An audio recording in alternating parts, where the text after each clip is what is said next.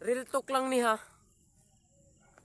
Kung papilion ko sa syudad o sa bukid nga mapuy-an, mas pilion ako ang bukid kaysa sa syudad. Nga naman, kung ari ka magpuyo sa syudad, wa kay makaon kung wa kay kwarta, manay timan eh. Og kinahanglan sad nga naa kay kwarta og naa kay trabaho. Kung ari ka magpuyo sa bukid, bisan wa kay kwarta na kay makaon, basta maningkamot lang ka. Kay sa bukid, naay daghang yuta nga pwedeng imong matamnan.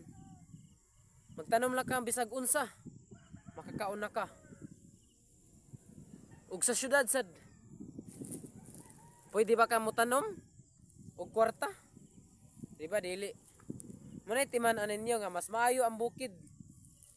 Kay kung magtanom ka bisag unsa pa nang utanona or pwedeng makaon, makatanom ka. Munay timan ininyo.